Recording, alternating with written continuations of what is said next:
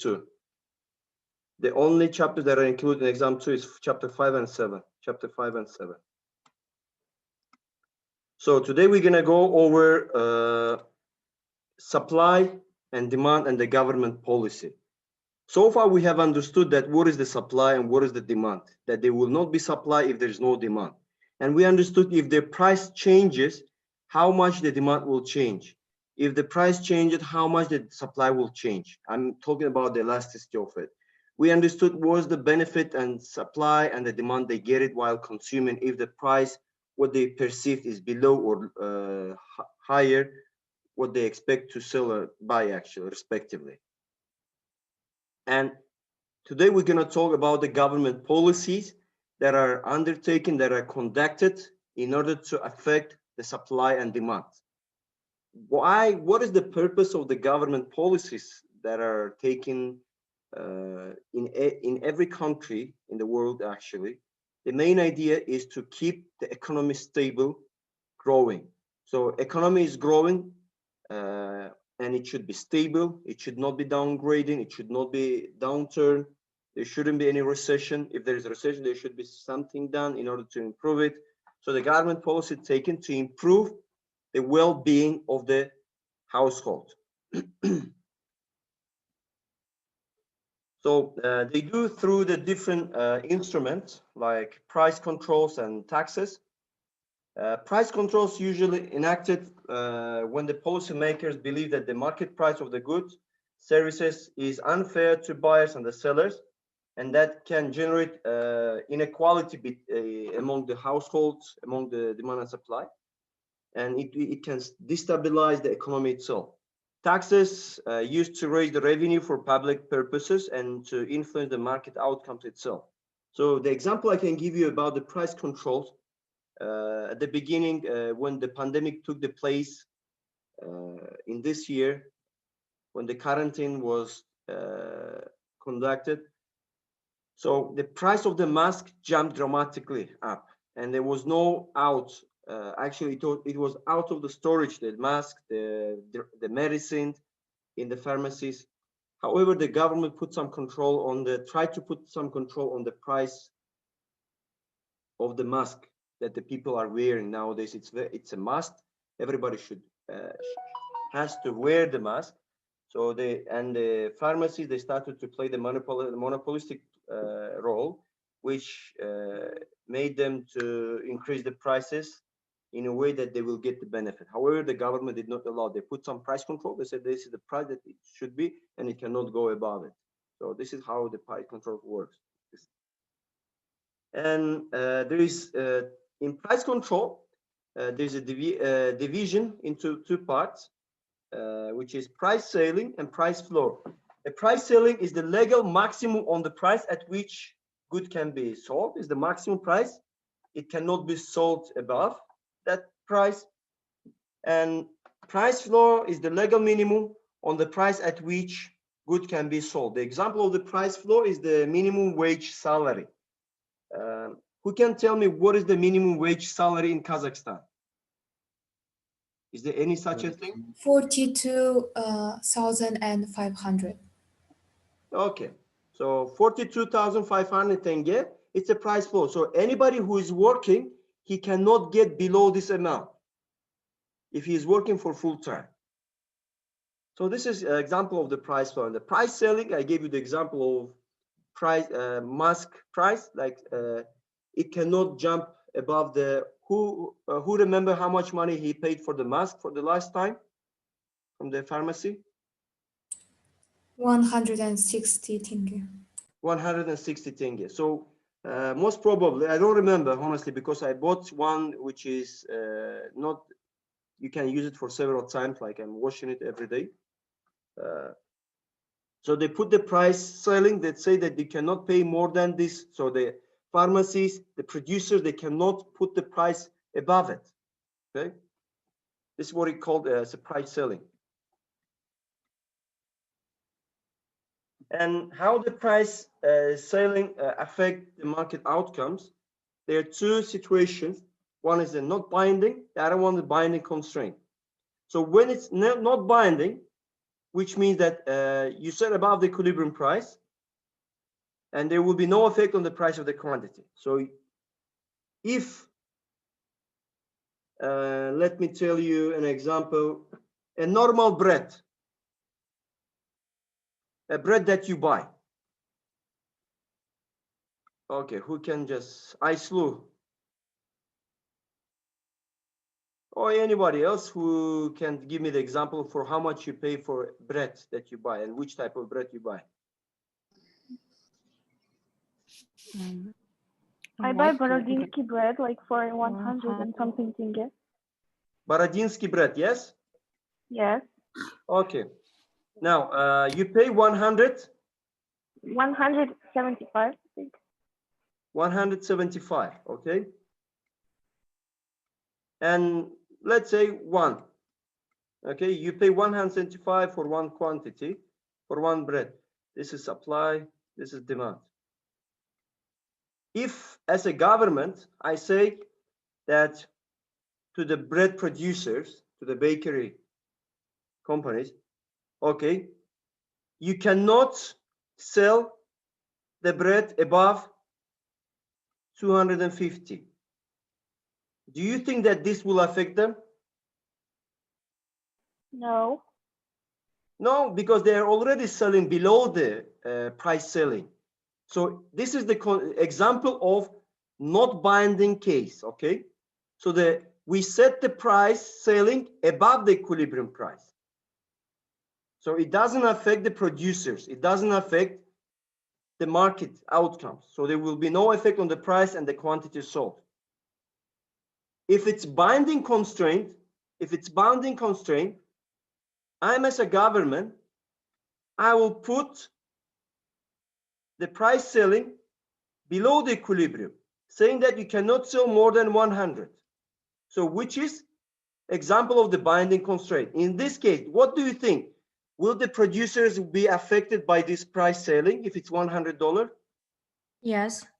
Yes, this is the binding constraint, which is set below the equilibrium price. So there is it will create a shortage because they say, I will not be ready to sell it at this price because what we are selling is there is a cost to produce it and it's much more higher than this $100. If you're selling me to produce at $100 and sell it at $100, then I will produce definitely less amount.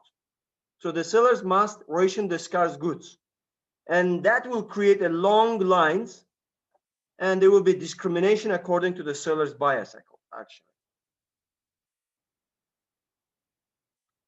Did I turn on the recording? Yes.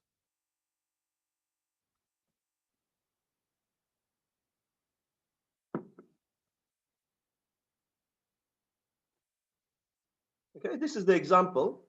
A price selling that is not binding and price selling that is binding.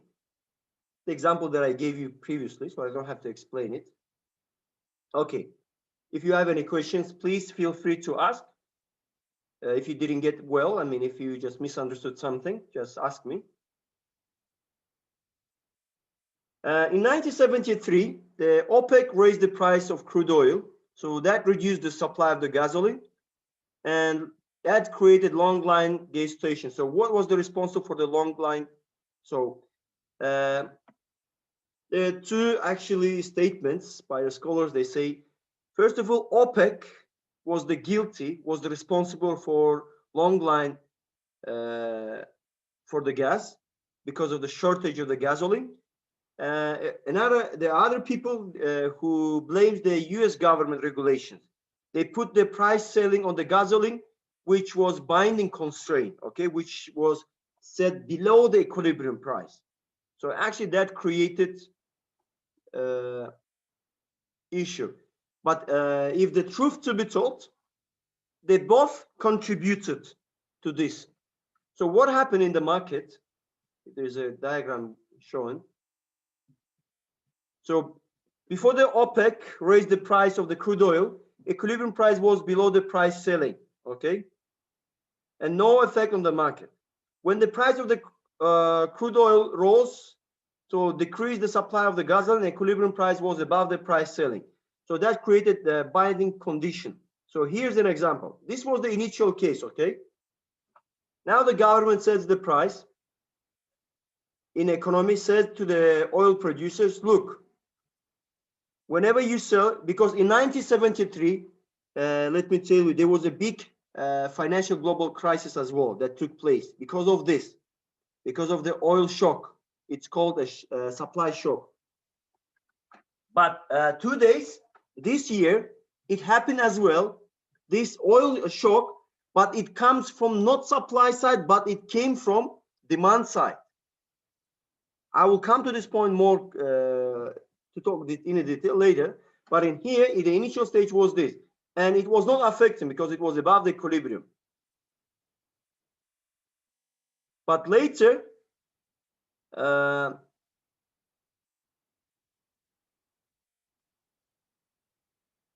OPEC decides to increase the price to reduce the quantity, and what they intended to do in this year as well, to reduce the quantity of oil produced in order to increase the price. So what happens in here? Look, they reduce the supply, the quantity of production, that raises the price dramatically up, okay? And it raises up above the price selling, which puts the price selling control below equilibrium. And if the price controlling is below the equilibrium, in the case of price selling, it will create a binding constraint. So that means it will affect the market outcome. And that created a big lines for the gasoline. That created really huge demand. And actually it triggered many catastrophic in terms of financial crisis. And now there is a dilemma, there is a paradox. Who created? Government or the OPEC? Some people says it's OPEC blame, it's OPEC's guiltiness because they decided to reduce and government already put the price selling before. However, some people says no. There's nothing to do with the OPEC. It's due to the price selling of the government. So it has been set below the equilibrium. So it's kind of paradox that has been created between OPEC and the government.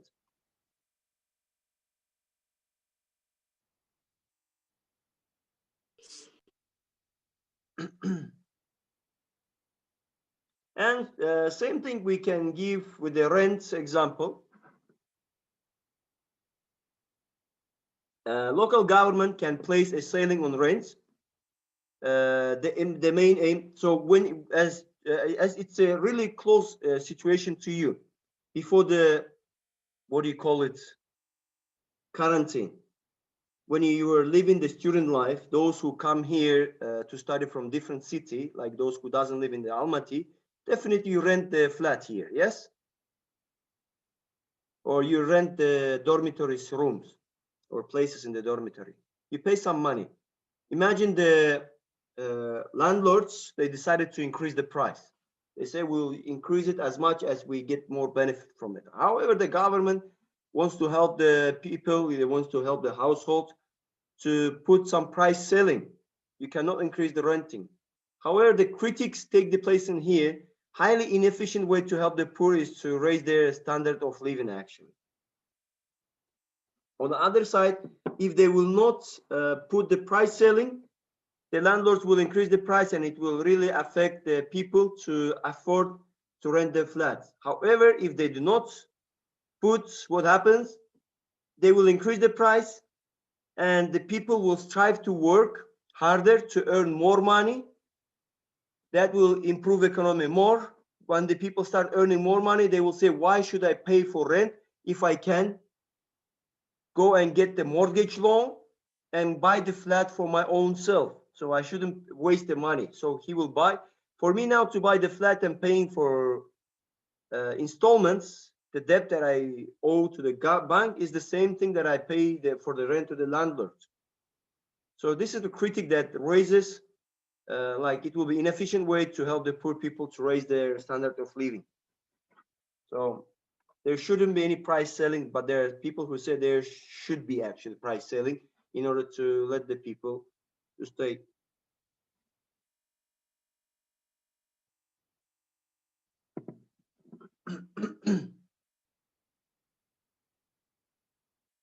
Okay.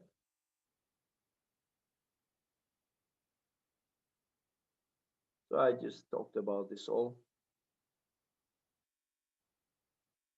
Okay, this example of the rent control and shortages and how price. Okay, this more about the everything that we talked as was about the price selling, which was the maximum price that is set to control the price. And now we can talk about the price floors that affect the market outcomes. There is a situation which is called not binding and binding constraints.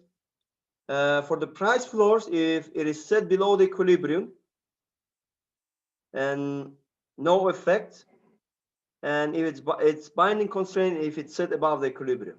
So it's just opposite of the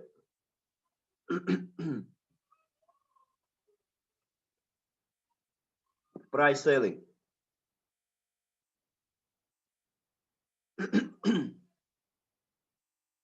So price floor is not binding in this case, as you can see, demand and supply.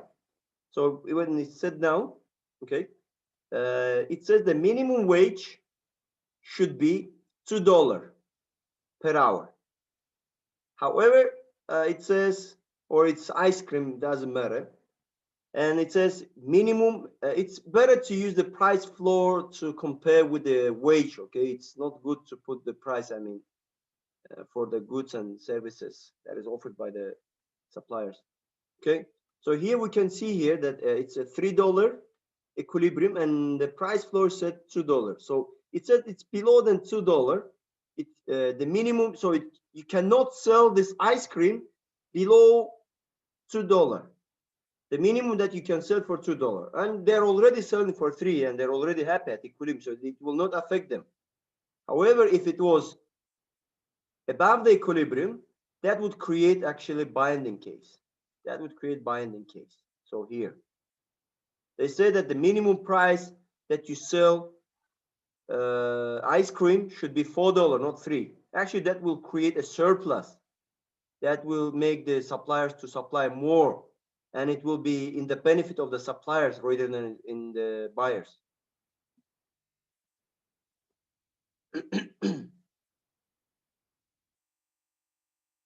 So price floor is the minimum wage, lowest price for the labor that any employer may pay. Fair Labor Standards Act, it just gives the example that it ensures the workers minimal adequate standard of living, and federal wage in $7.25 per hour, and sometimes in some states mandate that minimum wages above the federal level. So they put that federal level, they say it's $7.25. This is the minimum they should earn. But in some other states, it's different wage rate is given.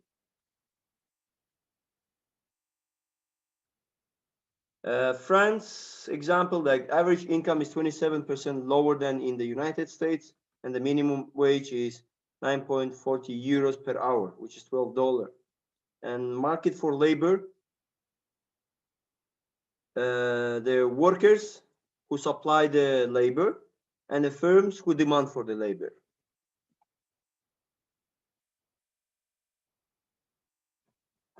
If, let me draw it. If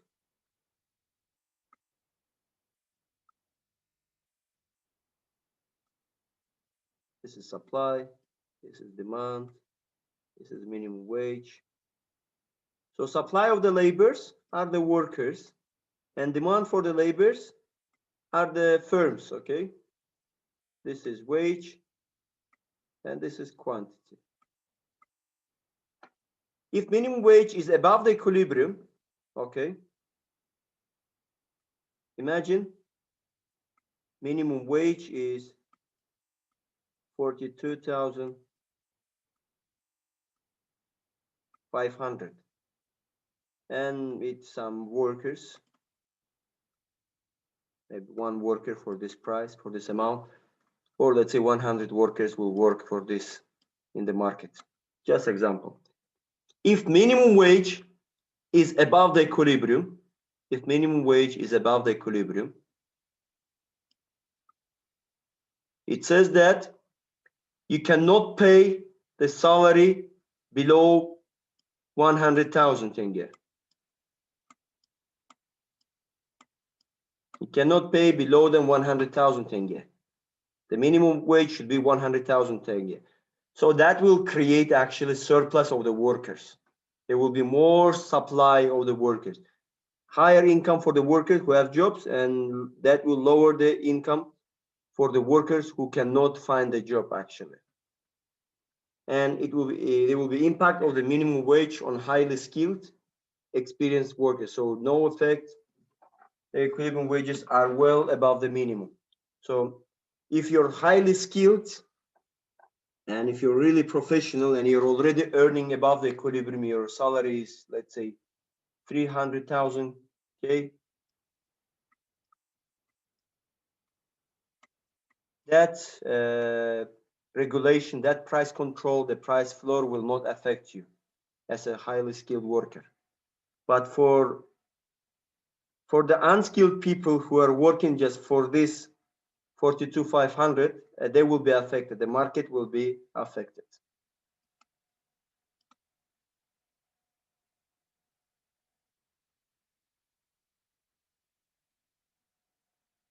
Okay, here's some example. This is how I just demonstrated to you. So surplus of the labors that many workers, they want to work, will create actual unemployment. Because at this rate, at 42,000 tenge, nobody will want to work. So when it's 42,500 tenge, and you know that the minimum wage is 100,000 tenge, it's double what you earn, more than double what you earn, you will say that, why should I work for this, and I will just quit the job. You'll just quit the job. It's not your job. That's what you will think, and you will create unemployment. You will go and search for the work that pays you 100,000 tenge. There will be many of you, and that will create a surplus, which will mean unemployment. So markets usually are a good way to organize the economic activity. So economists usually oppose the price ceilings and the price floors, and the price are not the outcomes of some haphazard process. The prices have the crucial job balancing supply and demand. So markets should be managed by invisible hand.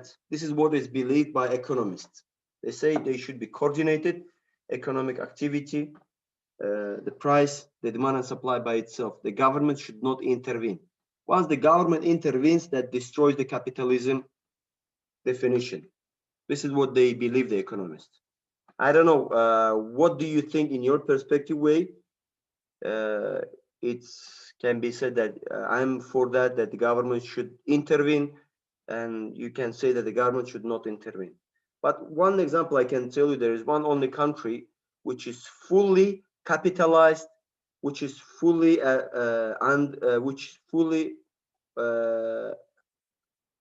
working under the fully defined capitalism system. The country is Australia, not the US, not the Canada, only the Australia.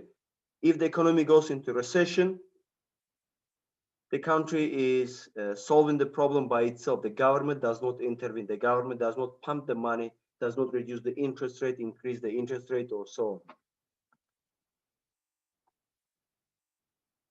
Government can sometimes improve the market outcomes. They would like to use the price controls because of the unfair market outcome and aimed at helping the poor. Often they hire those they are trying to help. Other ways of helping those in need, like rent subsidies and wage subsidies, can be replaced by instead of putting the price floor or price ceiling. So there's another thing that is used as a control. Government uses tax to raise the revenue for public projects, roads, schools, and national defense.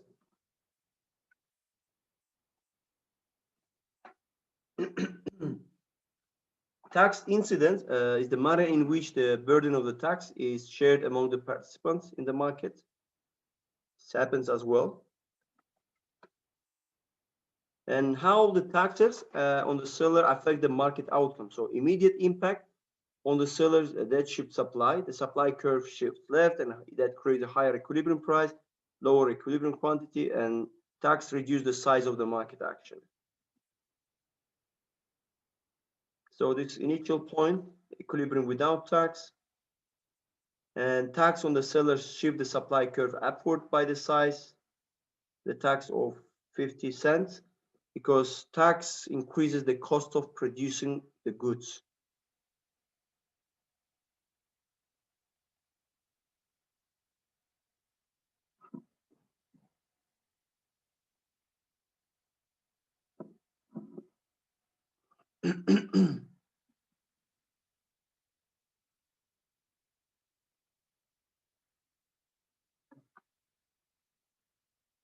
So, and how tax on the sellers affect the market outcome? So taxes actually, they discourage the market activity. The buyers and the sellers share the burden of the tax. Example, I can give you the value added tax.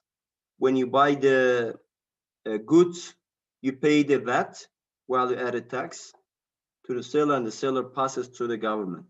Sellers receive less and are worse off. Buyers pay more, are worse off as well. So get higher price but pay the tax, and overall the effective price to sellers fall actually.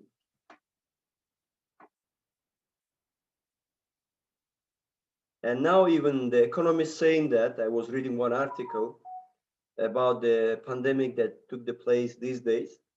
Now we started to pay the tax. We started to pay the tax even for breathing the air. Like we can, example, we cannot go and walk outside without mask. So for the mask that you buy, you pay the tax. So the economists, they believe this is the tax as well. For breathing the air outside is giving the, you have to pay the tax on that. So how the tax on the buyers affect the market outcomes? The initial impact on the demand curve will shift to the left. That will reduce the equilibrium, will lower the quantity equilibrium, and the tax will reduce the size of the market. So example in here given. So once the tax is issued on the buyer, the $50 price was without tax $3, and the price sellers received the $2.80 with tax, because the demand will be reduced for the quantity. And of course, that will create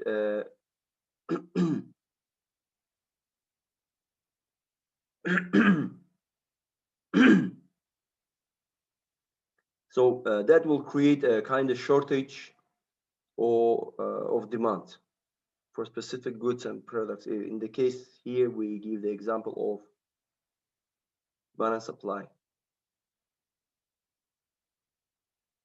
Buyers and sellers share the burden of the tax.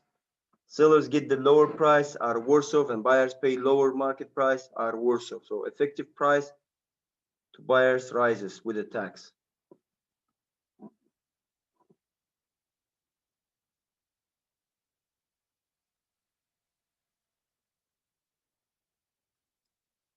So actually, it's related to the US case, payroll taxes deducted from the amount you earned.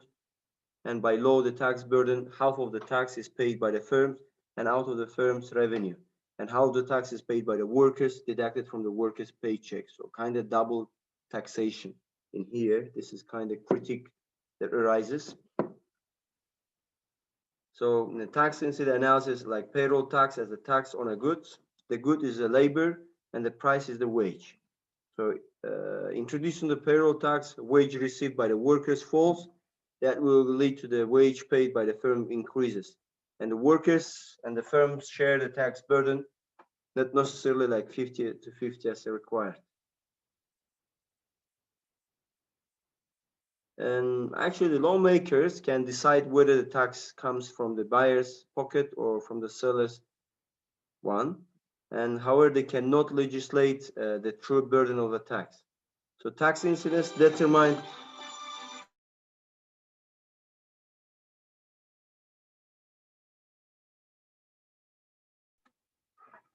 tax incidence is determined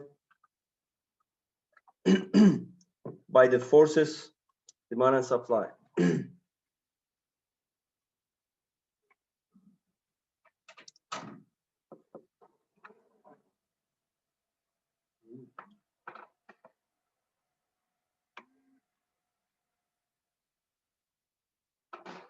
So a payroll tax places the wage between the wage that the workers receive and the wage the firm pays. Comparing the wages with when without tax, you can see that the workers and the firms share the tax burden. So the division of the tax burden between the workers and the firms, they do not depend on whether the government puts the tax on the workers.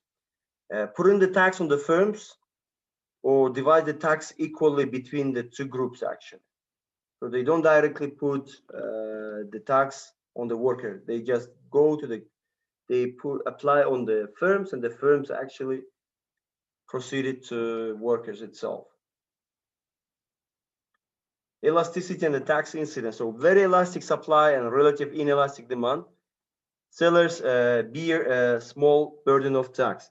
Buyers bear the most of the burden. So relative inelastic supply and very elastic demand.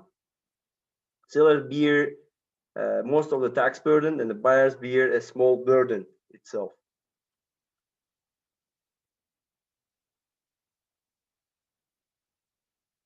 So in panel A, as we can see that the supply curve is elastic and demand curve is inelastic. In the case that price received by the seller goes down only slightly, while the price paid by the buyer increases in a large amount. So as we can see, the buyers bears the most burden of the tax from the result. So how much the tax will be divided between the seller and the buyer will depend on the elasticity of demand and supply. As given here, the example, if this demand is inelastic and the supply is elastic, as you can see that the buyers are really bearing the most of the burden itself.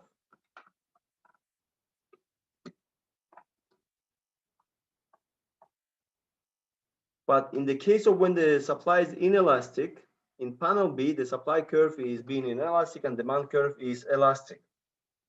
So it's more horizontal and this is more vertical. So in this case, that price received by the seller will fall substantially, while the price paid by the buyers will go up slightly. There will be a small change. So as we can see that the seller will get paid, will pay actually, not get paid, it's the wrong word to use, will pay the taxes, most of the taxes, and the only part of it will be paid by the buyer only.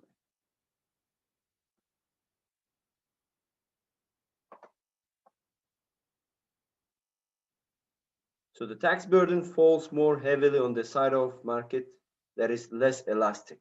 This is what we can summarize if demand and supply is, if demand is elastic, inelastic is less elastic, that you should be sure the tax burden will be more on the side of the buyers.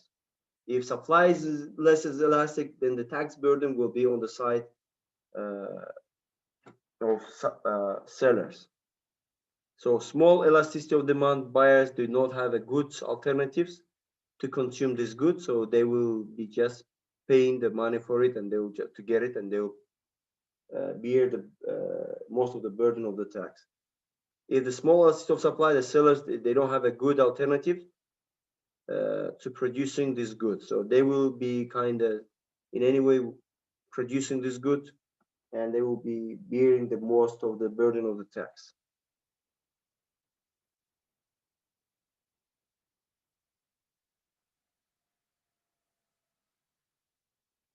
Okay, the Congress adopted a new luxury tax on yachts and the private airplanes and the first and jewelry expensive cars. The goal was actually to raise the revenue from those who could most easily afford to pay. So luxury items are, demand is very elastic and supply is relatively inelastic, okay, for the luxury items. In the case of US. So the outcome, the burden of the tax falls largely, in this case, on the suppliers because of the inelasticness, because the supply is inelastic, and the most of the luxury tax was repealed in 1993.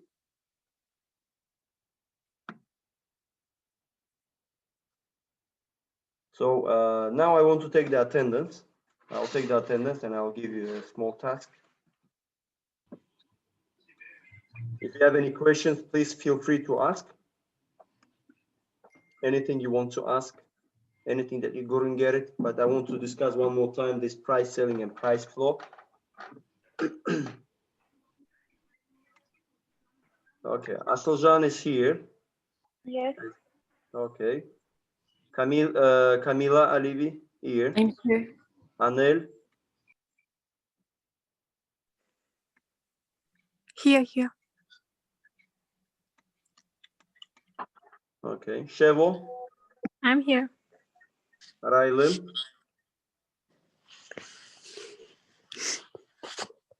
Rawan, I can hear you. Yes, I'm here. Okay, as usual. Saltanat. Where is Saltanat? Now she will come, she will say she has a problem with internet connection and she will write me in the email. Okay. Alisher. I'm here. Okay. Sonkayer. Yes, I'm here. Iskander. Yes, I'm here. Alisher. Boratov. Yes, I'm here. Yulia. I'm here. Yulia here? Yulia? Alan? I'm here. Mohamed Arshia? I'm here. Arnay? I'm here. I'm sorry, Sultanat is present. As I knew that you will come later. Welcome, Sultanat. Thank you.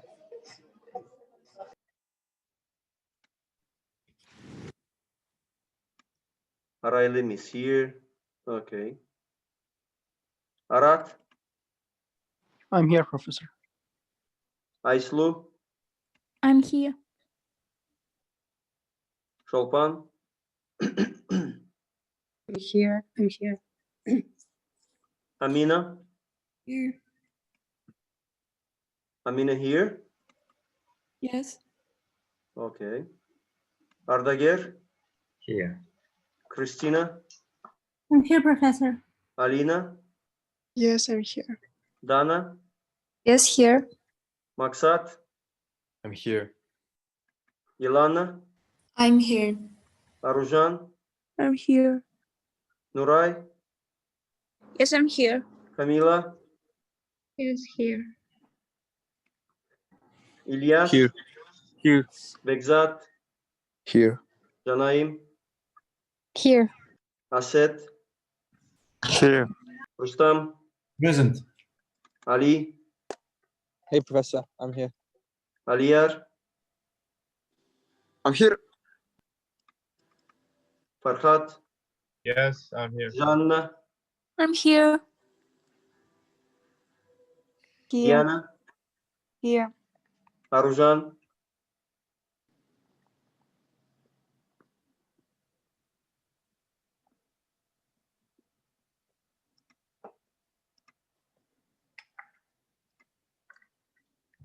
Saltanat? I'm here. Camila? I'm here. Malika?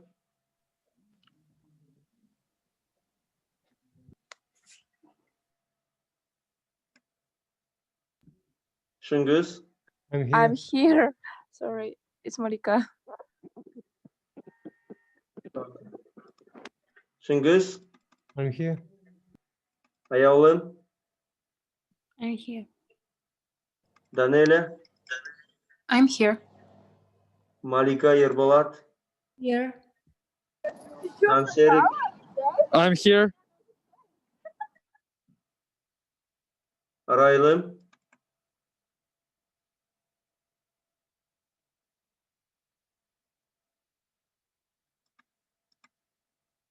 okay, that's good. Okay.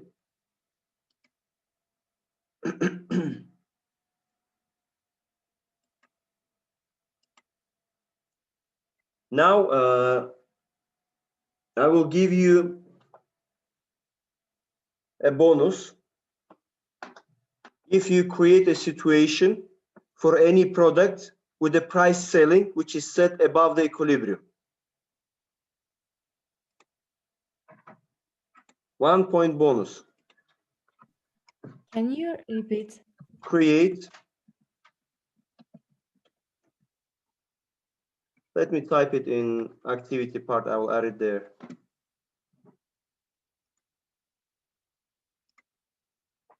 But everybody should be different.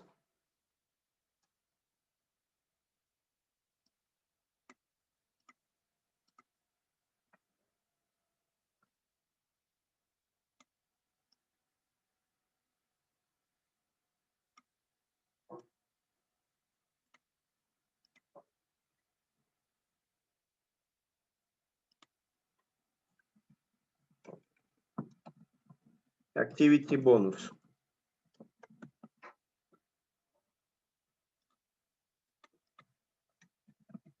Create situation where set the price sellings above the equilibrium.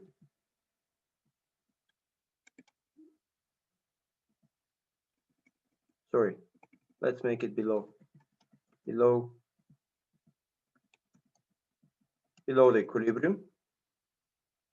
Create a situation or a give example where the garment sale put below the equilibrium, and give the example of any product. Explain that, what is that situation, what will be happening.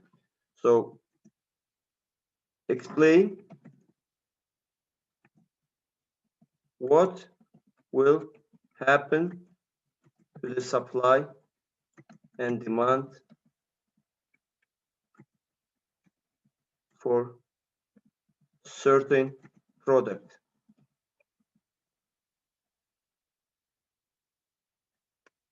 Okay, is the question clear? Any example, any product, give the example, write it and explain it. You can draw it even. Draw it in the paint, upload it. So 26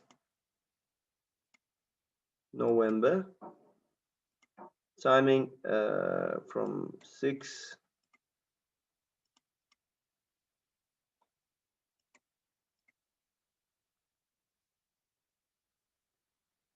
Okay, almost until 7 o'clock. You can type it, you can upload it, any file. So, but examples should not be same. If there is a same, the bonus question will be cancelled. The example should be different.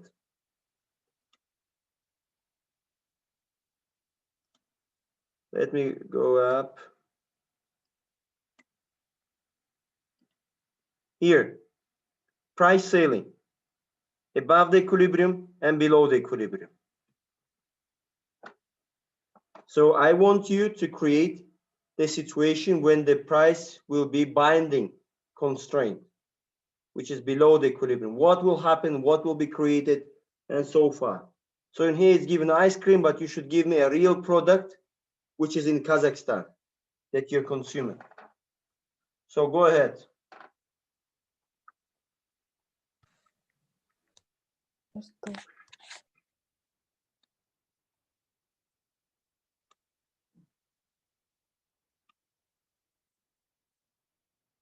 You can leave the conference if you wish. start doing it, but submit it before 7 o'clock. Thank you so much. Okay, thank See you later. Thank you. Thank you. Thank sir. you. Bye. Thank you. Bye. Thank you. Take care, Bye. guys. Take care. Bye bye. Bye. Bye. Evening. Good evening. Good evening. See you, Professor. See you, Aliyar. See you.